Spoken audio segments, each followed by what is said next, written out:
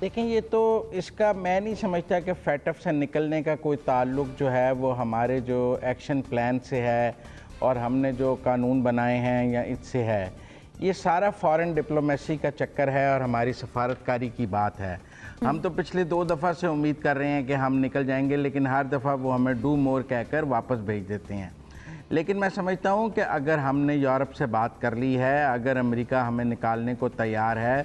اگر ہمارا بھارت کے ساتھ سیز فائر بارڈرز پہ ہو گیا ہے، بے شک ٹریڈ نہیں کھل سکی، تو کچھ سفارتکاری کے اشارے ضرور ایسے ہو سکتے ہیں کہ جن سے آپ کہہ سکیں کہ ہم فیٹف سے نکل جائیں گے. یہ پیور ایک ڈپلومیٹک ایشو ہے اور میں سمجھتا ہوں کہ دنیا نے ہماری ناکام سفارتکاری کی وجہ سے ہمیں فیٹف میں ڈالا ہوا تھا. اس کا کوئی تعلق دہشت گردی، منی لانڈرنگ اور یہ ٹیرر فنانسنگ سے نہیں تھا. دنیا کے دیگر ممالک کے حالات ہم سے بھی بہت برے ہیں،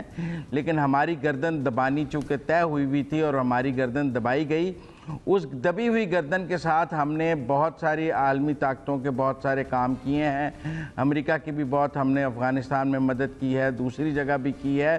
تو اس لیے اب یہ دیکھنا ہے کہ جو ہم سے ان کے ٹارگٹس تھے وہ اچیو ہو گئے ہیں اور اس کے معاوضے کے طور پر وہ ہماری گردن چھوڑنے کے لیے تیار ہیں، یا انہیں ہماری گردن مزید ابھی کچھ کاموں کے لیے چاہیے تو وہ 6 ماہ کے لیے اور ایکسٹینڈ کر دیں گے. اور کتنا ہمارے فارن منسٹر نے کام کیا ہے پچھلے 6 ماہ میں ان کا، کیونکہ یورپین یونین میں تو ہمارے خلاف قرارداد بھی یورپین پارلیمنٹ سے پاس ہوئی ہے پچھلے دنوں.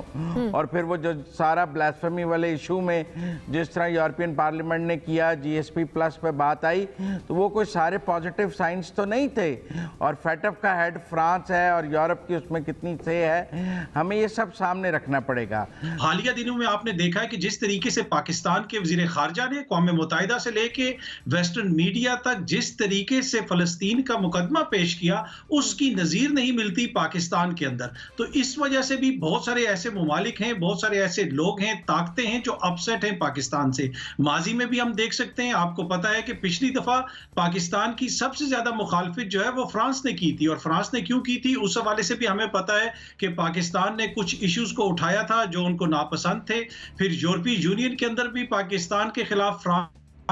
لابی کرتا رہا، پاکستان کے خلاف ایک قرارداد بھی آئی،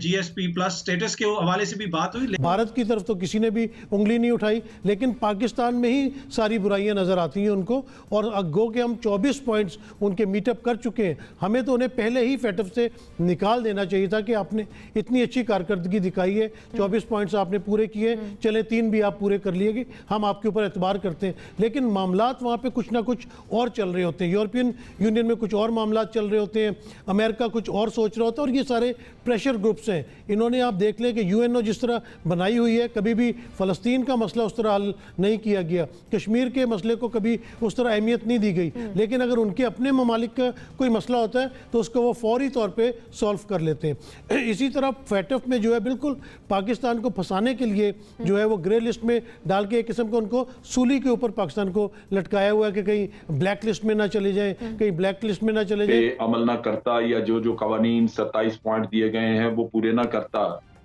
تو وہ تو ایک بہانہ موجود تھا کہ جناب آپ کو یہ کام دیا گیا، یہ ہماری ریکوائرمنٹ تھی، آپ نے پوری نہیں کی، لہٰذا آپ کو ہم گرے لسٹ سے اٹھا کے بلیک لسٹ میں ڈال دیں. آپ موقع نہ دیں، آپ سارے پوائنٹس پہ عمل کر لیں، سب کچھ ہو جائے تو تب بھی آپ کو گرے لسٹ میں رکھا جا سکتا ہے. اس کی وجہ یہی ہے کہ اس سے ریلیٹڈ کچھ اور مقاصد ان قوتوں کے ہیں، جیسے افغانستان ہے. آج امریکہ نے کوئی وضاحت نہیں ہمیں دی ہوئی کہ وہ آخر اس کے ڈیزائنز ہیں کیا، وہ آگے کرنا کیا چاہتا ہے. ہمیں یہ پتہ ہے کہ انخلا، لیکن ساتھ اس کے آپ کو کہا جا رہا ہے مختلف رستوں سے، مختلف طریقوں سے ذکر آ رہا ہے، رستے دینے کا بھی، ایئر فیلڈز دینے کا یا بیسز دینے کا، یہ باتیں ساری چل رہی ہیں. اب جہاں کہیں انہوں نے پاکستان سے کام لینا ہو تو میں ہمیشہ کہتا ہوں کہ امریکہ کی زیادہ تکلیف دہ جو چیز ہے وہ نیوسنس ویلیو ہے اس کی طرف سے ہمیں فائدے والا قصہ تو ختم ہو چکا ہے. کہ جب پچھلے فیبروری میں ورچوئل اجلاس پہ بریفنگ دے رہے تھے FATF کے اسپوکس پرسن، تو انڈین جرنلسٹ سے سارے کویسچنز لیے گئے، ان کو رپلائی کیا گیا. پاکستانی جرنلسٹ ہاتھ اٹھاتے رہ گئے، ان کے کویسچنز بھی نہیں لیے گئے. تو سسٹم تو بائسڈ ہے، انٹرنیشنل آرڈر بائسڈ ہے، یہ تو بات ٹھیک ہو گئی. لیکن اگر تھوڑا سا اپنے گھر میں بھی دیکھیں تو جو 3 پوائنٹس رہ گئے ہیں وہ کیا کہتے ہیں؟ وہ 3 پوائنٹس پوائنٹس یہ کہتے ہیں آپ سارے اس طرح کے لوگوں کو جو ٹیرر فائنانسنگ میں انوالو پرسنز ہیں یا اینٹیز ہیں آپ انہیں پروسیکیوٹ کریں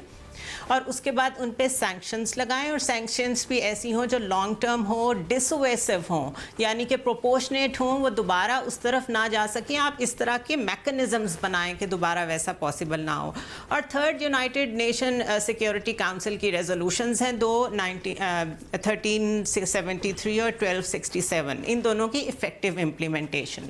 اب ان سب چیزوں کو کرنے میں فائدہ ہمارا ہی ہے کیونکہ ہماری کورٹس پروسیکیوشن تو آج تک ایک عام دہشت گرد کی بھی نہیں کر سکی پشاور ہائی کورٹ نے کتنے دہشت گردوں کو چھوڑ دیا ہم سب جانتے ہیں آپ کے اوپر کتنا خوف ہے ان کو پروسیکیوٹ کرنے کا سزا سنانے کا ہم سب جانتے ہیں دیر آر ایریاز جس در جا کے اگر بات کرنے لگیں تو لگے گا سب کچھ ہم میں ہی خراب ہے